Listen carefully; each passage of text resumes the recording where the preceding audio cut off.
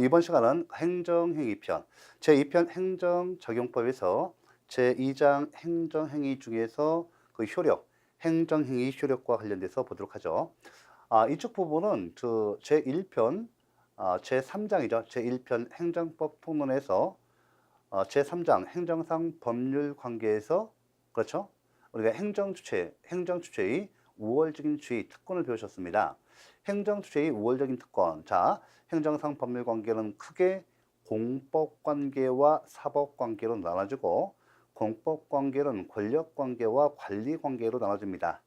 자, 그러면 공법 관계 중에서 권력 관계가 바로 본래적 의미 공법 관계다라고 배우셨고, 이 권력 관계에서의 행위를 바로 제2편에서는 뭐라고 한다고요? 그렇죠. 행정주체의 우월적인 특권. 그래서 그쪽 파트에서 보면 행정주체에게 우월적인 특권이 인정되어서 자, 이 행정주체의 행정행위에는 자, 이렇게 공정력, 구성요건적 효력, 그 다음에 존속력으로서 불가정력과 불가변력이 인정되고, 그 다음에 강제력으로서 강제력으로서 자력집행력과 행정제재력이 인정된다. 그 다음에 이에 대해서 특수한 그 법체계로서 특수한 구제 절차, 행정 구제 절차가 마련되어 있다라고 배우셨습니다. 바로 이 부분과 연결되는데 권력 관계에서의 행위가 바로 이 제2편에서는 갑자기 권력 관계에서의 행위가 안 나와요. 갑자기 뭐가 나옵니까? 행정행위가 나와요. 행정행위는 우리가 처음에 이제 이 부분에서 들어갈 때 그 개념 정의를 했고요. 오늘은 그 행정행위의 내용에 이어서 그 효력을 보시는 거예요. 제가 서두에 이렇게 처음에 서두 부분에서 길게 하는 이유가 그만큼 중요하다는 뜻입니다. 자, 그러면 이제 이쪽 파트가 이제 학생들이 제일 어려워 하시는 파트이고, 또 그다음에 그 개념, 먼저 개념부터 이해를 하셔야 돼요. 법학은 뭐 늘 제가 말씀드리지만 처음부터까지 그 개념, 용어와 그 개념 용어를 익히고 개념이 이해됐다고 한다면 법학은 반이 끝나는 겁니다. 행정법학을 포함해서 법학은 반이 끝나요. 자, 여러분들 1순환 가시고 2순환 가실 때 그 체감 난이도가 반이 떨어집니다. 반. 그 다음 세 번째 3순환 들어가면 행정법은 이제 시험에서 실패할 우려가 없어요. 리스크가 없어집니다. 자, 그러면 자, 행정행위 효력 처음부터 하나씩 보도록 하죠. 우리 교재를 봐보세요. 교재는 82페이지에 좀 12번에 행정행위 효력이죠. 행정행위 효력이 내용 나오네요. 제가 말씀드렸어요. 자, 뭐 다시 한번 봐볼까요? 우리 교재 봐보세요. 박스. 박스 보세요. 자, 행정행위 효력. 맨 처음에 뭐 나오죠? 그렇죠. 동그라미 1번 공정력. 자, 동그라미 2번 뭐 나와요? 뭐 나오죠? 구성요건적 효력. 세 번째 뭐 나오죠? 존속력. 존속력은 불가정력과 불가변력이 있습니다. 그 다음에 집행력은 뭐가 있죠? 집행력 또는 강제력이라고 용어 많이 사용해요. 강제력 또는 집행력인데 강제력, 집행력. 강제력 하나 써놓으세요. 여기다 집행력 밑에다가. 강제력에서 자력 집행력과 행정 제재력이 있다. 좀 이렇게 용어를 반복해서 계속 들으셔야 돼요. 좋습니다. 세 번째까지 이제 계속 반복해서 용어와 체계를 잡는 겁니다. 자, 이렇게 됐는데요. 그럼 행정행위쇼에서 첫 번째가 이제 먼저 들어가는데 여기에서 먼저 제가 설명할 게 있어요. 왜? 7급 이상, 7급 이상 9급도 좀 잘 나와요. 일단 광의 공정력, 우리 판례 입장이 중요하거든요. 판례는 광의의 공정력을 인정해요. 쉽게 말하면 광의 공정력 그 내용을 보면 뭐가 있는가 하면 협의의 공정력과 구성요건적 효력이 있어요. 협의 공정력과 구성요건적 효력 이렇게 있는데 지금 현재 우리 행정법학회의 다수설은 협의 공정력과 구성요건적 효력을 구별하는 학설이에요. 아시겠죠? 구별 긍정설입니다. 그래서 협의 공정력과 구성요건적 효력을 구분합니다. 다른 효력이다 봐요. 이에 대해서 현재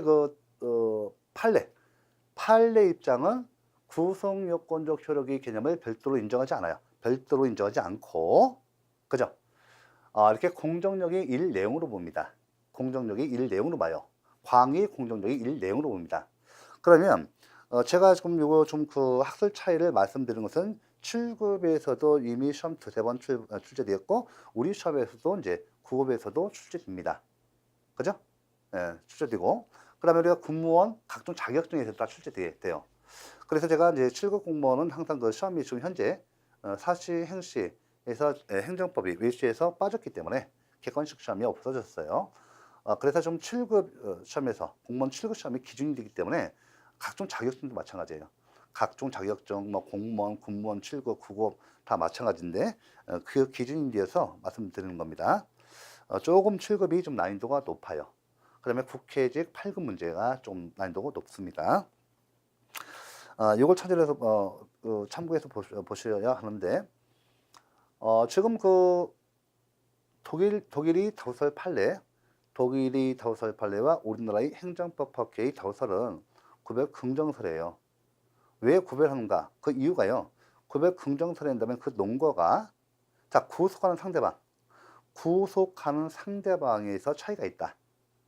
공정력이 구속하는 상대방은 자 공정력이 구속하는 상대방의 범위는 상대방과 이해관계인이에요. 제가 좀 이따 할 거예요. 지금 제가 이렇게 해놓고 다시 정리합니다. 이거하고 구속요건적 효력은 처분청 이외의 다른 국가기관, 처분청 이외의 다른 국가기관을 구속하는 효력에서 각각이 다른 효력이다. 그 다음에 또 한 가지 논거가 있어요.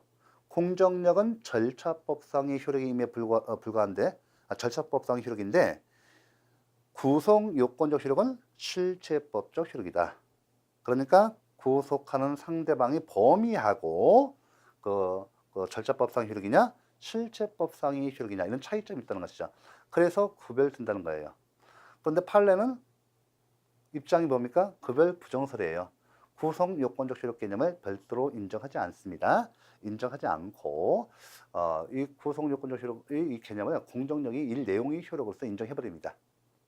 그러니까 판례 입장에서는 광의 공정력은요.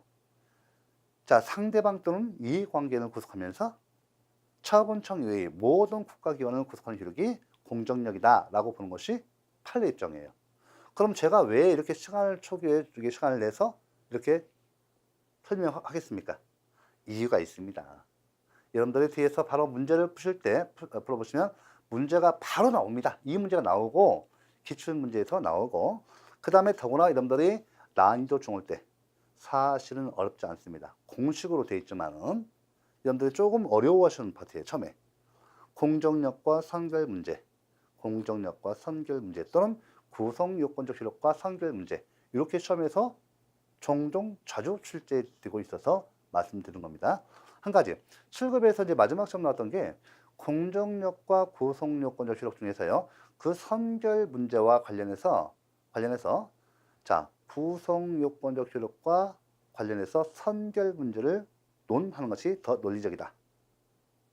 이게 바로 이제 마지막 기출지문이었어요. 7급에서. 이렇게 해놓고 제가 이제 하나씩 풀어갈 거예요. 시간이 많이 걸립니다. 여기서는. 지금 그 책은 너무 잘 돼 있어요. 매우 요약에 대해서 처음 공부하시는 분도 그렇고 또 이 강의를 이용해서 한번 뭐 재수생이죠. 좀 이렇게 좀 준비 기간이 좀 있으신 분들 그러나 그 행정법이 완전히 잡히지 않은 상태의 수험생에게 도움이 되는 강좌가 되겠습니다.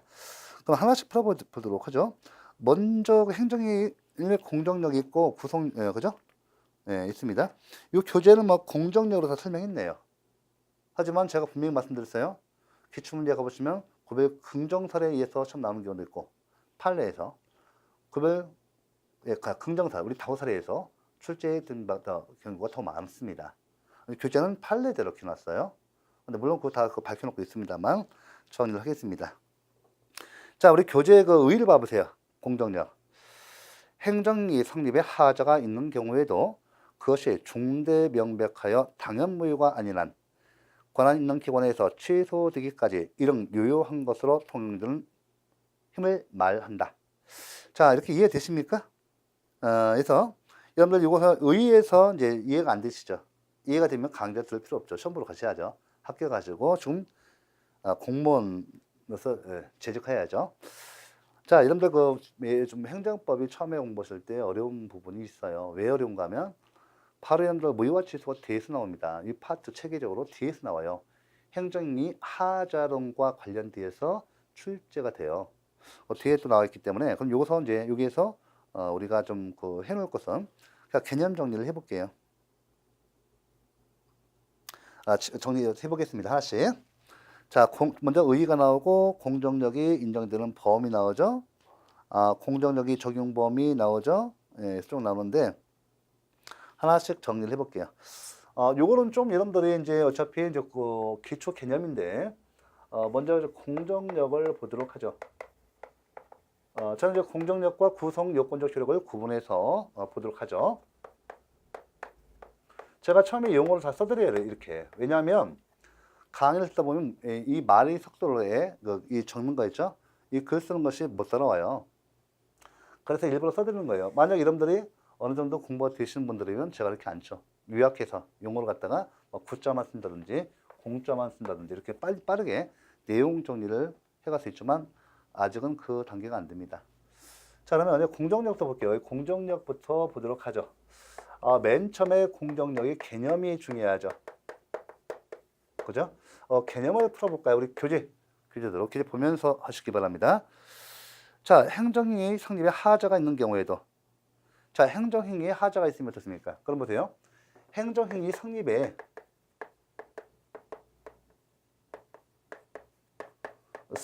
뭐가 있다는 거예요? 하자가 있대요. 이 성립에 이 성립상 여기에 하자가 있대요. 하자가 있게 되면 이 행정행위는 뭐가 됩니까? 위법한 행정행위가 돼요. 법치 행정의 원리에 반했죠. 위법한 행정행위고 위법의 정도 볼까요? 위법의 정도는 뭐냐?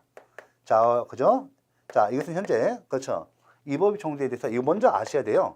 중대하고 지금 현재 위법의 정도 중대 명백설이 현재 통설 판례예요.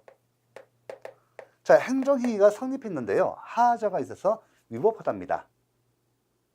이 성립한 행정행위가 좀 위법한 거예요. 그러면 이 위법의 정도에 대해서는 실정법이 없어요. 실정법이 없어서 학설과 판례에 막혀져 있습니다. 그래서 행정행위 하자에 관해서는 실정법에 규정이 있다 없다. 행정행위 하자가 있어서요. 이 하자에서 행정행위가 위법이 되는데 이 행정행위 하자에 대해서 실정법 규정이 있다 없다. 이걸 기울하는 실정법 규정이 있다 없다. 없다는 거예요. 자, 그럼 제가 왜 이걸 자꾸 목 아프게 여러분들 시간 내서 막 이렇게 말씀드리겠습니까? 시험 지문이에요. 시험 지문입니다. 우리 행정절차법에 행정하자를 규정 일반적 규정이 있나요? 없어요. 없어서 이와 같이 학설과 판례에 막혀져 있어요. 그 위법의 정도가. 그러면 위법의 정도를 보면 우리 현행법 체계에는 뭐가 있어요? 중대하고 명백한 하자이면 뭐가 있어요? 이거 엔드입니다. 가운데 뒤에 또 할 거예요. 중대하고 명백한 하자면 무효인 행정행위를 만듭니다. 무효원인이 됩니다. 무효인 행정행위를 만들고 중대하고 명백한 하자가 아니면 이건 단순 위법이라고 합니다. 취소가 됩니다. 취소할 수 있는 행정행위가 돼요. 자, 여러분들 제가 여기서 기초 개념으로서 자꾸 말씀드리는 이유가 이 무효와 취소, 이 취소. 우리가 보통은 무효와 유효밖에 없어요. 보통요 일정한 행정법에 있어서 어떤 행위가 성립했다면 역시 적법하고 유효하게 성립하면 유효입니다. 유효. 이것이 하자가 있으면 무효. 유효와 무효가 있는데 우리 행정행위만큼은 취소가 있다는 거예요. 취소가. 행정행위는. 자, 우리 행정행위 하자에서 보통 하자가 있으면 무효, 유효예요. 하자가 없으면 유효.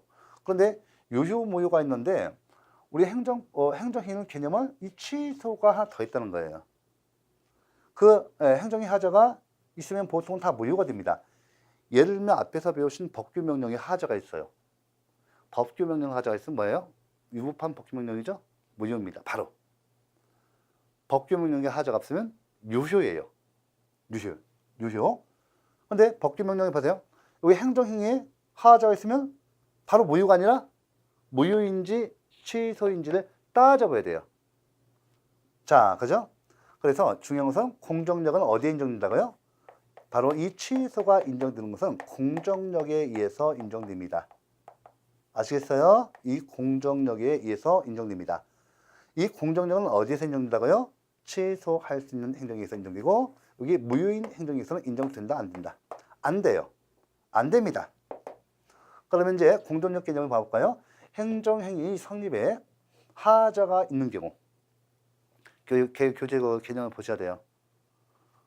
행정행위 성립에 하자가 있는 경우 당연 무효인 경우를 제외하고는 자, 무효 원인인 경우를 제외하면 어디로 가요? 그렇죠. 편집해 주십시오. 자, 당연 무효인 경우를 제외하거나 어디에요? 취소할 수 있는 행정행위에서 이 뜻이에요.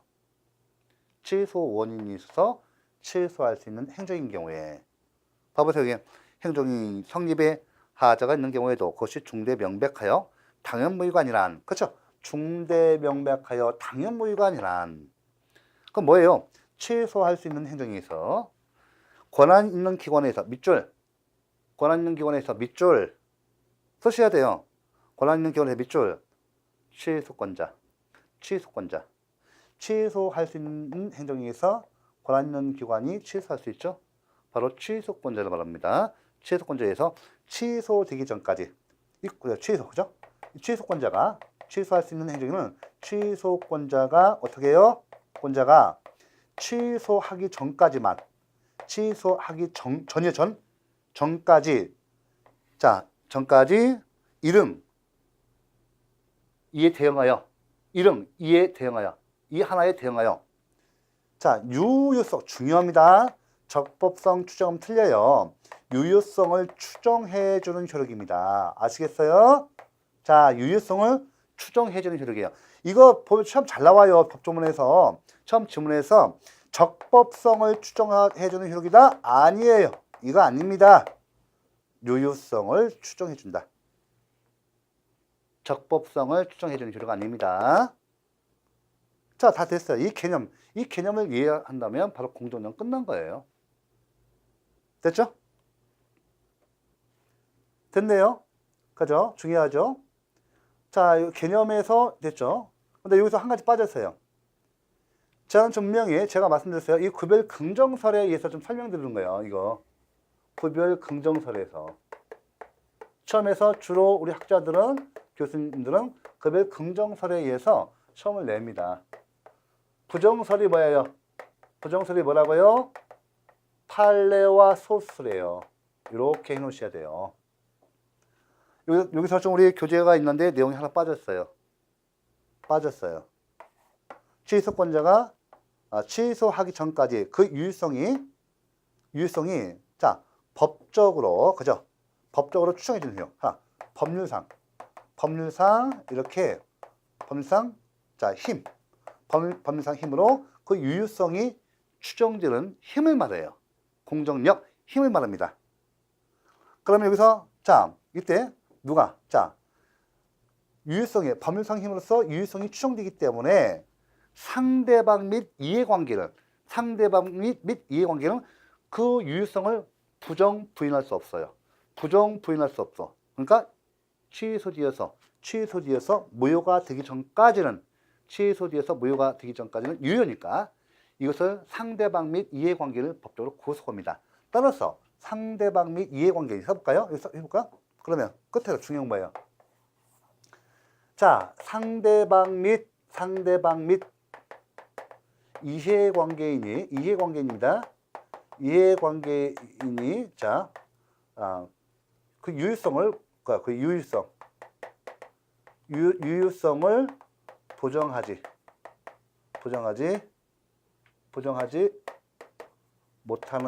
못하는 힘.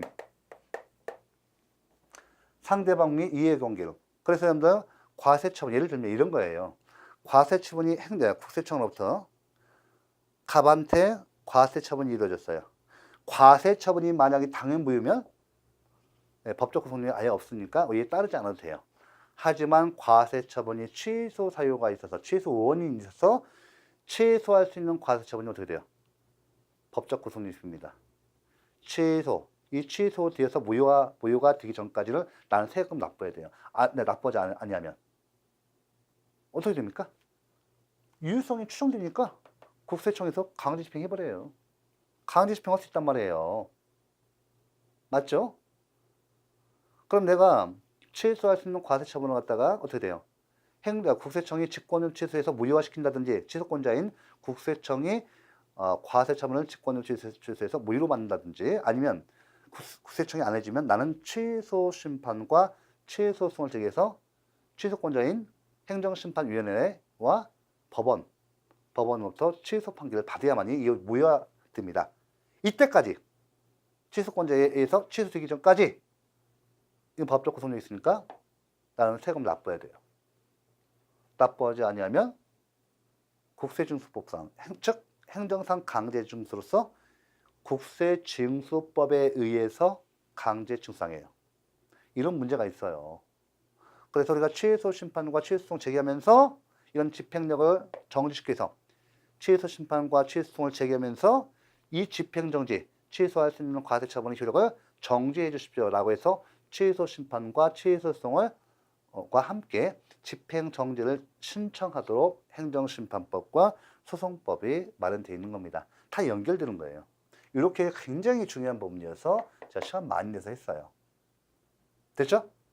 그럼 한 가지 이제 우리 교재대로 하세요. 교재대로. 두 번째, 공정력이 인정되는 범위 보세요. 무효인 행정행위에서 인정돼야 안 돼요. 안 됩니다. 이 공정력은 취소할 수 있는 행정행위에서만 인정되고 행정행위에서 인정되고 행정행위 중에서 취소할 수 있는 행정행위에서만 인정되고 그 이외의 행위에서는 절대 인정 안 됩니다. 앞에서 배우신 자 힌트 응용문제 앞에서 배우신 자 이거 맞춰보세요. 사인의 공법행위에는 공정력이 인정된다. 행정입법인 법규명령에는 공정력이 인정된다. OX 틀린 지문이죠. 이 행정행위에서만 공정력이 인정되고 최소화할 수 있는 행정행위에서만 인정되는 거예요. 그래서 그 이외의 어떤 행위에 공정력 등의 행정행위 효력이 인정된다? 무조건 틀리고 공통적으로 행정행위 효력은 그죠? 최소화할 수 있는 행정행위에서 인정되고요. 무효인 행정행위에서는 인정 안 됩니다. 꼭 기억하셔야 돼요. 그 내용이 좀 2번 돼 있고요. 이건 다 아니까 책 나왔으니까 안 씁니다. 세 번째, 공정력이 적용 범위 보세요. 위법성 여부. 지금 제가 위법성 여부인데 지금 제가 설명드릴 거 이 상대방 및 이해관계인은 그죠? 취소권자가 즉 권한 있는 기관이 취소하기 전까지 그 유효성을 부정할 수 있어요 없어요? 없다는 얘기예요. 그래서 그 내용이 나옵니다. 교재 83페이지에 보면 상대방은 공정력으로 인해서 무효를 주장할 수는 없어도 그 행정행위가 위법하지 않는 데 미치는 것은 아니다. 잠깐 다시 볼게요. 위법성 여부 다시 한번 82페이지 봐보세요. 공정력이 인정된다고 해도 공정력은 행정행위 효력이 유효하다는 것에 미칠 뿐. 자 보세요. 유효성을 미칩니까? 유효성을 추정해 줍니까? 적법성을 추정해 줍니까? 유효성을 추정해 주고 적법성을 추정해 주지 않습니다. 중요합니다. 이거. 그 뜻이고 미칠 뿐 그 행정행위가 위법하지 않는다는 데에 미치는 것은 아니다. 즉 적법성을 추정해 주는 것은 아니다는 뜻이에요. 유효성을 추정해 줍니다. 자, 따라서 행정이 상대방은 공정력으로 인해서 무효를 주장할 수는 없어도 그 위법을 주장할 수는 있다. 자, 왜 그래요? 자, 여러분들 봐보세요. 여기 보시면 행정이 상대방은 공정력으로 인해서 무효를 주장할 수는 없어도 위법을 주장할 수는 있다. 자, 유효무효는 한번 유효성이 있느냐 없느냐. 요거 상대방 및 이해관계는 부인할 수 없어요. 다만 자 유효성 추정 효력이니까 이 행정행위가 위법이냐 적법이냐 주장할 수 있어요. 그죠? 이렇게 해서 그렇지 않습니까? 그래서 우리가 요건 어떤 문제와 관련돼서 어떤 문제와 관련돼서 논의된다. 자, 공무원의 직무상 불법행위가 있어요. 공무원의 직무상 불법행위에 취소할 수 있는 행정이 들어가요, 안 들어가요? 들어갑니다. 공무원의 직무상 불법행위로 인한 손해배상 청구에서 불법행위는 위법이냐 적법이냐 위법행위 일종입니다. 위법이 내용입니다. 위법이 하위 개념이에요.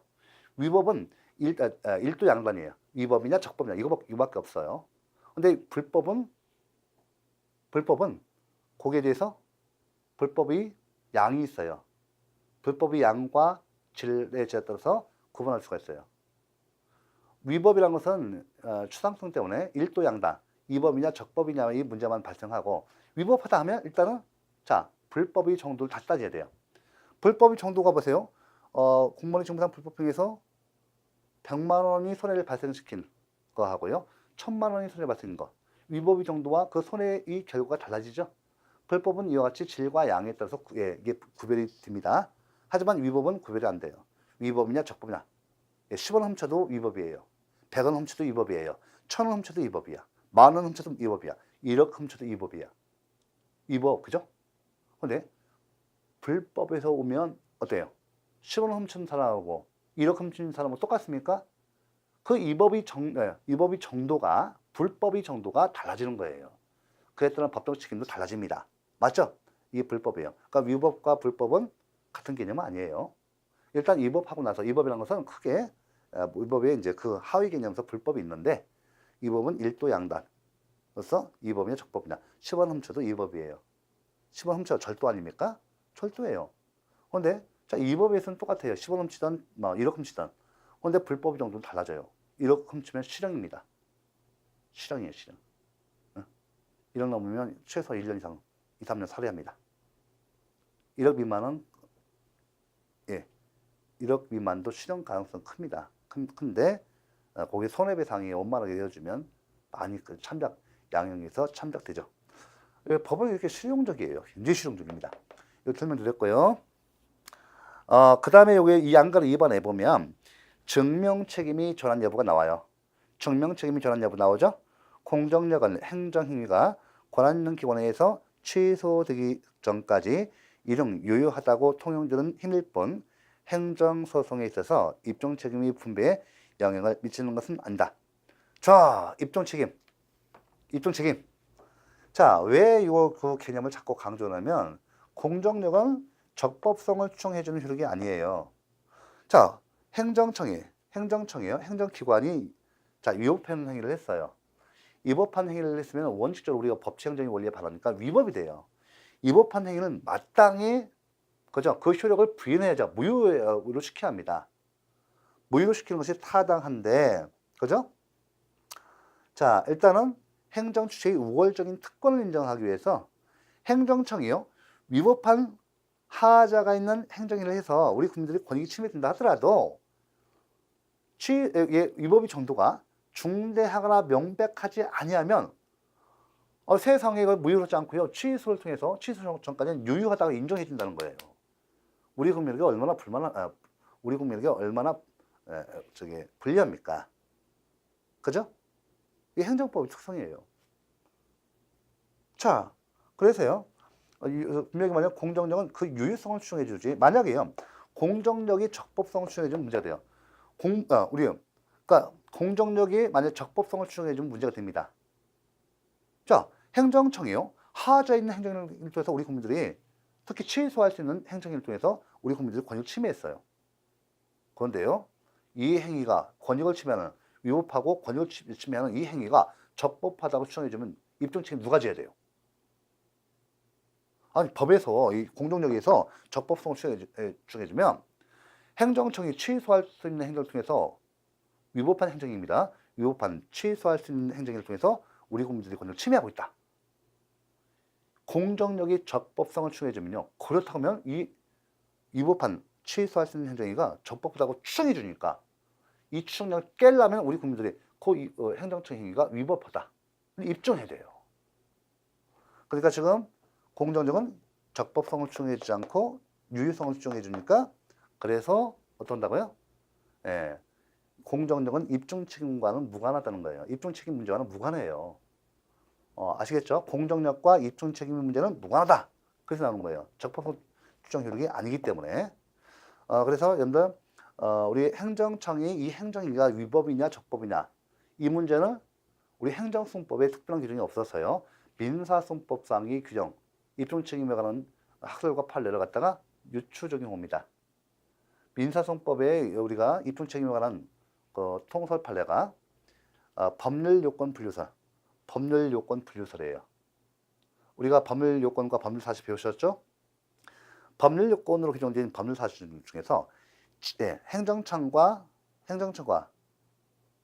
행정청과 우리 국민들은 각각의 원고와 피고는, 쉽게 말하면 피고는 보통 행정청이 되죠. 원고는 우리 국민이니까 원고와 피고는 행정상 법률 요건에 관한 법률 사실에 대해서 자기에게 유리한 모든 사실을 각각이 입증해야 돼요. 아시겠죠? 이게 통속 판례입니다. 좀 말씀드린 것 좀 가보시면 교재에 좀 문제 다 돼 있어요. 이 정도로 공부를 하시면 되겠습니다. 자, 됐죠? 그 다음에 여러분들 민사사건과 형사사건에서의 공정력 세 번째 나오죠. 자, 제가 개념 말씀드렸고 여기 정리해 볼게요. 자, 다시 한번 이 공정력과 입증책임 이건 관련이 있어요, 없어요? 입증책임과는 무관하다. 왜요? 공정력은 적법성을 추정해주면 이게 입증책임과 관련된 문제입니다. 하지만 적법성을 추정해 주는 것이 아니라 그 유효성을 추정하니까 입증책임과는 무관합니다. 입증책임 무관설이 통섭하려고. 자, 세 번째가 이제 공정력과 선결 문제. 공정력과 선결 문제. 우리 목차는 다르게 나왔지만은 여러분들 이걸 우리 목차에 써놓으십시오. 내용은 맞습니다. 혹시 이제 시험에서 구성 요건적 효력과 선결 문제로 문제 나올 수도 있어요. 제가 말씀드렸죠. 우리 행정법 학회에 있어서 급여 긍정선언 다음에 이 선결 문제는 구성 요건적 효력과 관련해서 논의하는 것이 더 논리적이다. 이거 시험 지문이고. 그 다음에 요 결과는 대동소이예요. 결과는 대동소이합니다. 네, 똑같아요. 똑같아요. 혹시 이렇게 시험 나온다든지 이렇게 나온다든지 하더라도 결론은 같아요. 그래서 공식적으로 암기를 해 놓으셔야 합니다. 우리가 좀 이거 중요한 내용이 있어요. 좀 연결되는 거예요. 이게 다 연결되는 겁니다. 그럼 제가 이쪽에다가 공정력과 선결 문제를 좀 빼서 쓸게요. 공식입니다. 공식이니까 행정행위 하자가 있는데 취소할 수 있는 행정이 있어요. 공정력과 선결 문제입니다. 취소할 수 있는 행정이 있어요. 있죠? 그 다음에 무효인 행정이 있어요. 자, 취소할 수 있는 행정위와 무효인 행정이 있는데, 여러분들, 취소할 수 있는 행정위. 자, 요것이, 자, 보세요. 여러분들, 여쭤볼게요. 여러분들, 행정소송은요, 주로 항고소송 위주로 되어 있고, 항고소송은 다시 취소소송 위주로 규정되어 있습니다. 아시겠죠? 우리가 행정주체의 우월적인 특권 많이 했죠. 이 실정법 규정이, 그죠? 공정력이 실정법적 공정이 공정력이 실정법적 근거 규정이 뭐냐라고 했을 때 취소 쟁송에 관한 규정, 취소 심판과 취소 소송에 관한 규정이 답이에요. 답. 그죠? 실정법에 의해서 인정되는 거예요. 그럼 취소할 수 있는 행정행위에서 보세요. 이것이 위법이냐, 적법이냐. 쉽게 말하면 다시 한번 볼게요. 취소할 수 있는 행정에 대한 취소권자는 법원을 기준으로 해서 행정법원, 형사법원, 민사법원 나누면 지금은 이렇게 구분 안 하는데 지금은 그냥 법원으로 이렇게 합의법, 이렇게 뭐 민사법, 형사법 이렇게 돼 있어요. 지금은. 근데 우리가 일반적으로 강의 학생 좀 편하게 좀 이해하기 쉽게 해서 민사법, 형사법 이렇게 안 해요. 민사법은 형사법으로 이렇게 합니다. 그러니까 취소할 수 있는 행정행위는요. 우리가 법원을 이렇게 강의 학상 편의상 민사법원, 형사법원, 행정법원 이렇게 나눠있잖아요. 그러니까 이 법원 중에서 이 행정법원이 취소권자입니다. 취소심판, 취소성 누구한테 제기해요? 행정법원의 1심 행정법원에 제기합니다. 맞죠? 예. 그러니까 형사법원과 민사법원과 형사법원에서 이 취소할 수 있는 행정이 위법 여부가 다퉈질 때 이런 때죠? 이런 때 어때요? 이런 때는 우리 민사법원과 봐보세요. 공식입니다. 이 공식이에요. 민사법원, 형사법원, 행정법원은 모두 재판이 선결 문제로서, 그러니까 민사법원과 형사법원은 취소할 수 있는 행정행위가 재판이 선결 문제가 됐을 때 이 취소할 수 있는 행정이 위법 여부를 갖다가 판단할 수 있는가? 예를 들면 이 취소할 수 있는 행정인가요? 공무원의 직무상 불법 행위에 해당되어서 이것이 위법이냐 적법이냐가 민사법원에서, 그죠? 국가배상, 행정상 손해배상은 민사법원에서 합니다. 민사법원에서 취소할 수 있는 위법한 행정행위를 통해서 우리 국민들이 권익이 침해되면 이것이 공무원의 직무상 행위에 해당돼서 위법이냐 적법이냐를 판단해서 위법이 되면 바로 공무원의 직무상 불법 행위로 인한 손해배상 책임을 법원이 판결 내릴 수가 있습니다. 법원에서 공무원의 직무상 불법 행위로 인한 손해배상 판결을 하기 위한 전제 요건으로서 이 취소할 수 있는 행정위가 공무원의 직무상 불법 행위에 위법 행위에 해당하는지 아닌지 재판의 선결 문제로 판단해서 판결을 낼 수 있는가. 이것이 선결 문제예요. 그럼 당연히 민사, 형사, 행정법원은 취소할 수 있는 행정행위가 민사법원이라든지 형사법원에서 또 행정법원에서 그 위법 여부가 다소일 때는 위법을 판단할 수 있어요. 아시겠죠? 이거 판단 가능해요. 쉽게 말하면 위법 여부 판단이 가능하다 않다. 가능하다는 거예요. 그 다음에 취소할 수 있는 행위 보세요. 유효성 유무. 이 유효성 유무죠? 유효성 여부. 유무. 자, 이 유효성 유무는 공정력이 인정되죠? 이게 공정력이 인정돼요. 공정력이 인정되면 어떤 부분만이 재판이 상대 문제로서 이것이 유효다, 무효다 정할 수 있죠? 이것이 유효다, 무효다. 취소할 수 있는 행정이 유효성 유무. 여기 취소할 수 있는 행정이라고 당신이 주장하는데 우리 법원에서 판단해 보니까 취소 원인이 없어요. 이건 적법한 행정, 그래서 유효합니다. 취소 사유가 없어서, 취소 원인이 없어서 적법한 행정행위입니다. 적법하고 유효한 행정입니다. 이렇게 판단한다는 거죠. 그러니까 공정력은 자, 이 공정력에서 이 취소할 수 있는 행정이 유효성 유무 여부만큼은 자, 우리 민사법원도 안 돼요. 취소권자가 아니니까요. 안 되고 형사법원도 안 돼. 그럼 누가 되는 거예요? 행정법원만이 그 유효성 유무를 판단해서 이거 뭐 하자 취소 원인 있네. 이거 취소할 수 있는 원인이 있으니까 취소합니다. 취소 판결 중에서 무효합니다. 라고 할 수 있어요. 아시겠죠? 됐어요. 이 공식 중요하죠. 요거에 대해서 이건 아니고 유효성 여부에 대해서만 공정력이 미쳐요. 무효의 행정도 공식 똑같아요. 공식 맞춰보세요. 위법성 유무. 위법성 여부는 어때요? 이건 누구나 돼야 그죠?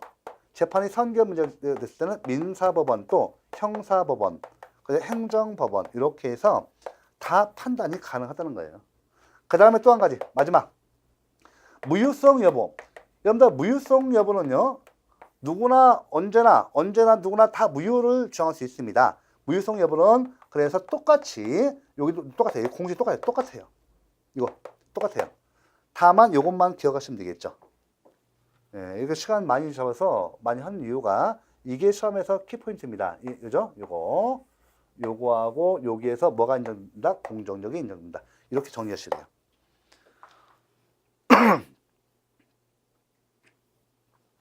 그래서 양가로 3번 도표를 이렇게 참고해서 보시고요. 여러분들 공부하실 때 도표를 좋아하시면 안 돼요. 도표로 공부하시면 기억이 안 남습니다. 시험은 도표로 나오는 것이 아니라 서술식으로 나오니까 통지문 서술식으로 공부를 계속해서 눈에 익히고 귀에 익히고 입에 익혀서 내 거로 지문 만드셔야 돼요. 이 도표 좋아하시는 분들 처음에 공부하실 때는 좋은데 기억이 안 나요. 만약 시험이 이 출제 경향이 도표로 나온다고 한다면 도표로 암기를 해야겠죠. 근데 먼저 이해를 하시고 이렇게 안 나오니까 반드시 풀어서 서술식으로 암기를 해야 돼요. 제가 강의는 이렇게 간략하게 하지만 서술식으로 다 풀어야 합니다. 이해를 해야 합니다. 그래야만 문제가 풀려요. 됐죠? 자, 이렇게 받으시고 팔레이테도 이런 다 나와요. 이건 제가 다 설명드렸습니다. 통설 판례가 부른 겁니다. 공정력과 구성요건적 효력 다시 한번 교재해 보세요. 84페이지. 그 도표 나오죠. 공정력과 구성요건적 효력이죠. 네, 그래서 공정력 인정 효력이 미치는 범위, 인정 근거, 공정력의 이론적 근거 뭐예요? 지금 우리 교재는 이론적 근거만 써놨어요. 법적 안정성이에요. 이거 골라오셔야 돼요. 공정력이 이론적 근거 뭐냐? 법적 안정성이다. 통설 판례가 인정하고 시험에서 기출 문제 여러 번 나왔습니다. 이건 이론적 근거고, 그 다음 한 가지 더. 실정법적 근거 뭐예요? 공정력이 실정법적 근거. 그렇죠. 꼭 아셔야 돼요. 취소 정송에 관한 규정. 취소 심판과 취소성 규정이라는 것이 통설 판례입니다. 됐고, 구성요건적 효력은 그 이론적 근거 뭐예요? 권력분립의 원칙과, 그죠? 권력분립 원칙. 또는 행정기관 간의 권한 존중 원칙. 기관 권한 존중 원칙도 시험 잘 나옵니다. 권력분립 원칙과 기관 권한 존중 원칙이에요. 그러면 구성요건적 효력의 실정법적 근거 뭐냐? 실정법적 근거는 실체법. 실정법 선거는 자, 여러분들 요거 문제가 돼요. 사실은 여기서 이제 헌법과 그죠? 헌법과 즉 행정조직법이에요. 행정조직법에서 왜냐면 행정 그죠? 요 구성요건적 효력은 처분청 이외의 다른 국가기관은 처분청이 행한 취소할 수 있는 행정에 대해서 처분청이나 또 법원으로부터 직권 취소가 있기 전까지 처분청 이외의 다른 국가기관은 그 유일성을 존중해 줘야 하는 법상의 힘을 말합니다. 그러니까 여기서 실정법적 근거가 뭐냐, 실정법적 구성요건적 효력이 실정법적 효력이 뭐냐라고 했을 때는 행정조직법상의 조직법, 행정조직법이 됩니다. 그 다음에 그 근거는 행정조직법상 보세요. 뭐가 있습니까? 헌법의 권력분립 규정, 헌법의 권력분립 규정, 그 다음에 정부조직법의 행정기관 간 권한 존중 원칙 이렇게 연결되는 거예요. 일단은 우리 교재만 요 간단히 이렇게 해놓으세요. 이것만. 그러니까 처음 공부하시니까 더 이상 하면 좀 어려우니까 이 정도만 해도 남아요. 좀 시험 기출주문 가보시면 다 나와 있어요. 다 나와 있고 이 정도만 해주시면 되겠습니다. 자, 이어서 이제 우리가 14번의 행정기 전속력 요거하고 집행력 보도록 하죠. 지금 보시면 간단히 요 14번과 15번은 시험에서 나올 게 정해져 있어요. 14번 특히 이제 시험 잘 나와요. 공정력과 구성요건적 효력 요거하고 바로 행정행위 효력에서 존속력이 잘 나옵니다. 이건 잠깐 존속력 우리 개념을 같이 봐볼게요. 자, 행정행위는 행정법 관계의 안정화를 위해서 즉 법적 안정성을 위해서 일정한 시간이 지나면 다툴 수 없는 형식적 존속력과 일정한 조건 하에서 처분 정도 행정행위를 함부로 변경할 수 없는 실질적 존속력을 가진다. 형식적 존속력과 실질적 존속력을 포괄하여 뭐라고 한다고요? 존속력이라고 합니다. 불가변력, 다시 한번 형식적 존속력, 세 번째 불가변력, 실질적 존속력이라고 해요. 가볍게 좀 정리하겠습니다. 자, 좀 제가 이제 이 존속력은 이렇게 행정이 존속력입니다. 제가 좀 입체적으로 설명드릴게요. 여기 행정청이 있어요. 자, 여기 봐보세요. 행정청 약자입니다. 상대방 갑이 있어요. 자, 여러분들 상대방 갑이 있죠? 상대방 쓰겠습니다. 읽고. 자, 제3자, 그 다음에 우리가 잠깐 앞에서 보셨죠? 제3자요 행정에서 누가 있어요? 이 제3자를 뭐라고 한다요? 다른 말로 이해관계인이라고 해요. 이때 이해관계는 당연히 법률상 이해관계를 말합니다. 아시겠죠? 네. 그러면 이쪽에 보시면 이제 여기 나오죠. 여기는 누구예요? 요거는 누구예요? 자, 용어 익힙니다. 행정 객체 측이에요.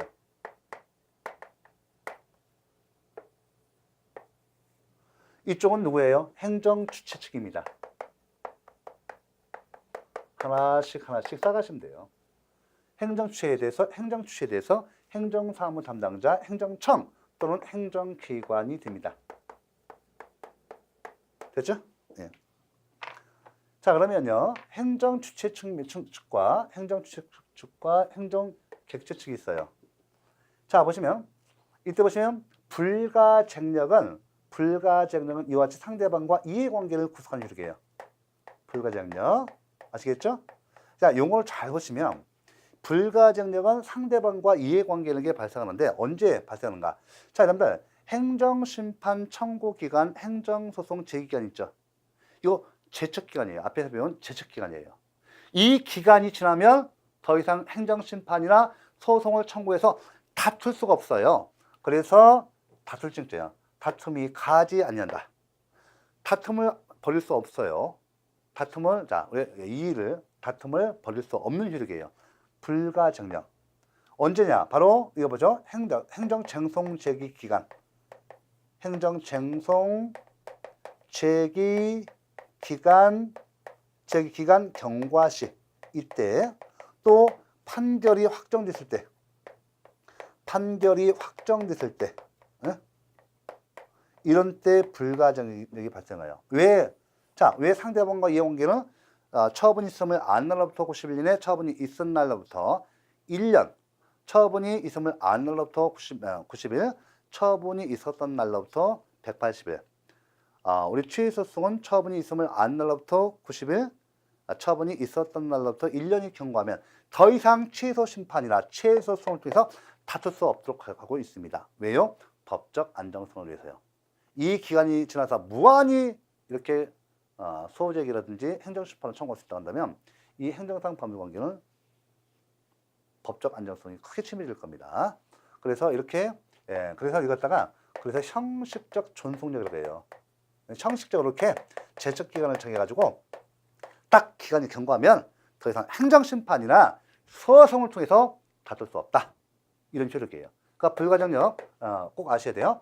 불가변력이 뭐냐면 그럼 잠깐 요 효력은 뭐냐면 한 가지 더 쓸게요. 그런데 요거는 어디에 규정, 불가정력은 어디에 규정되어 있어요? 그렇죠. 행정심판이나 소송법은 절차법이니까 절차법상 효력이다. 요까지 팁. 자, 요 다음에 자, 행정기관이 있어요. 행정추천인데요. 중요합니다. 이 행정추천은요. 자, 보세요. 직권으로 취소 변경을 할 수 없는 효력이에요. 직권으로 취소 변경 할 수 없는 효력이에요. 무슨 말이에요? 이게 자, 이거 꼭 기억해야 돼요. 여러분들, 우리 앞에서 행정행위 내용에서 준법률 행위적 행정 중에서 확인 배우셨죠? 확인은 준사법행위다. 확인을 보면 행정청의 공적인 권위에서 자, 행정청이요. 행정상 법률관계나 사실관계에 대해서 다툼이 있는 경우 공적인 권위에서 판단 표시하는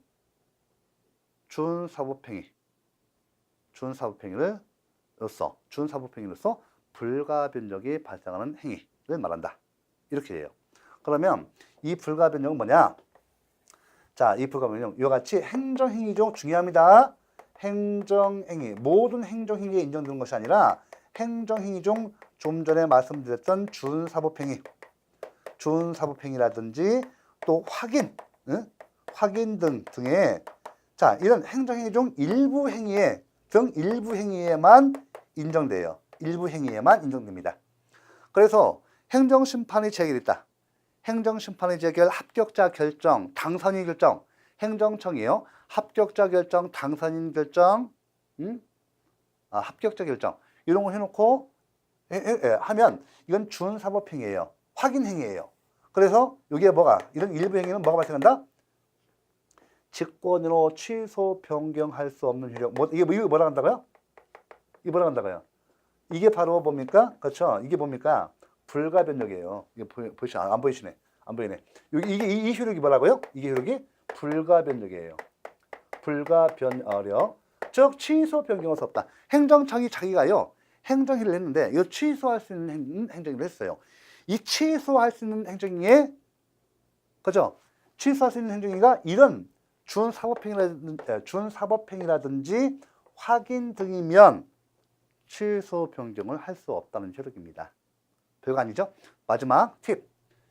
이 정도 하셔야만이 우리 뒤에 문제 풀 수가 있어요. 제가 조금 더 해드리는 이유가 여러분들 편하시라고. 이번 한번 강의를 좀 꾸준히 참으시고 엉덩이 공부를 하시면 2순환, 3순환, 5순환 행정법 문제가 안 돼요. 다 끝나버려요. 자, 그래서 꼭 아실 것은 불가변력은 누구를 구속하는 효력이다? 행정청 또는 행정기관 또는 행정주체를 구속하는 효력이다. 맞는 지문. 자, 불가정력은 누구를 구속하는 효력이다? 그렇죠? 행정객체를 구속하는 효력이다. 또는 상대방 또는 이해관계인을 구속하는 효력이다. 이렇게 나옵니다. 그 다음에 마지막 팁 하나 더면 불가정력과 불가변력은 전혀 다른 각각이 독립한 효력이에요. 각각이 독립한 효력입니다. 서로 아무런 관련 없어요. 아무런 효력 못 미칩니다. 각각이 다른 효력이라는 것 꼭 기억해 주시기 바랍니다.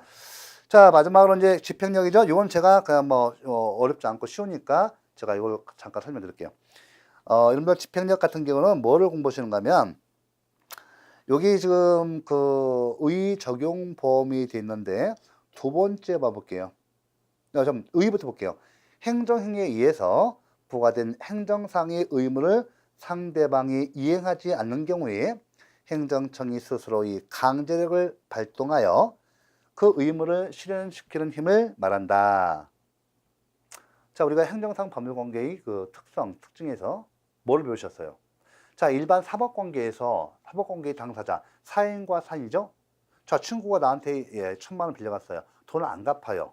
그럼 나는 어떡하죠? 어떡하죠? 아, 그럼 나도 한 수가 있지. 친구가 여행 간 사이에 들어가서 집에 가봤더니 냉장고 최근에 산 거 300만 원짜리 500만 원짜리 있어요. 자, 그거 들고 나올 수 있습니까? 아, 이게 자력집행이에요. 우리 국가 구제가 원칙이고요. 민사상이든 형사상이든 원칙적으로 자력 구제 안 돼요. 아시겠죠? 그럼 절도죄가 됩니다. 그러면 사법관계는 어떻게 돼요? 봤더니 집에 들어간 주거침입죄가 돼. 일단 이 친구는 주거침입죄가 되고 그 물건 들고 나오면 자력구제로서 처벌돼요. 절도죄가 돼요. 국가구제 원칙인가, 그죠? 이런 때가 돼요. 자, 평소에 왔더니 소문 들어보니까 이 친구가 냉장고 세상에 1,000만 원 빌렸더니 안 갚아요. 근데 냉장고를 최근에 500만 원, 600만 원 막 김치 냉장고 큰 거 샀습니다. 소문 딱 들으니까 열받죠. 그럼 나는 어떻게 돼요? 그렇죠. 민사소송을 제기해야죠. 법원의 힘을 빌려서 하는 거. 법원의 힘을 빌려서 이 친구의 재산에 대해서 강제 집행하죠. 타력구제. 타력구제예요. 이게 사법관계는. 행정법 관계에서 무서운 게 이거예요. 행정상 법률관계의 당사자인 국가가 직접 세금 안 내요? 과세처분 이렇게 했습니다. 세금 납부하지 않죠. 그러면 우리 행정상 법률관계에서 행정 주체인 국가는 무서워요. 당사자죠. 세금 안 내요? 미룰미처까지 세금 자진 납부하세요. 자, 독촉 1차 독촉, 2차 독촉, 3차 독촉해요. 안 낸다. 강제 집행 들어갑니다. 바로 갖고 10억짜리 집이 있으면 그 집 앞에 바로 이제 강제징비에 붙여가지고 그 돈에서 1억을 세금 가져가고 나머지 9억을 돌려줘요. 이러니까 이게 자력구제 중요하죠. 그래서 행정상 법률관계에서 국가가 무서운 겁니다. 적용 범위 보세요. 집행력을 갖고 있는 행정행위는 상대방에게 일정한 의무를 명하는 하명뿐이며 의무부과와 무관한 수익적 행정이나 확인적 행정행위는 집행력이 없다. 집행력을 갖고 있는 행정행위는 상대방에게 일정한 의무를 명하는 하명뿐이며. 이거 중요해요. 요 시험 지문에서 두세 번 정도 나왔습니다. 7급도 9급도 자격증도 나왔습니다. 자, 일단 이번 시간에 이렇게 정리를 하겠습니다. 그래서 이렇게 좀 하나씩 차분하게 이렇게 하나씩 그 개념을 갖다가 숙지를 하면서 이해를 하면서 이런 암기를 하셔야 합니다. 요거 이제 그 부분 봤는데 이게 시험에 잘 나와요. 앞에서 설명한 공정력과 이 부분은 잘 나오니까 문제가 엄청나게 3, 40문제 돼요, 지금. 그러니까 그 문제를 푸셔서 출제 개념과 함께 이 개념을 잘 알아두시기 바랍니다. 자, 이번 시간 수고하셨습니다.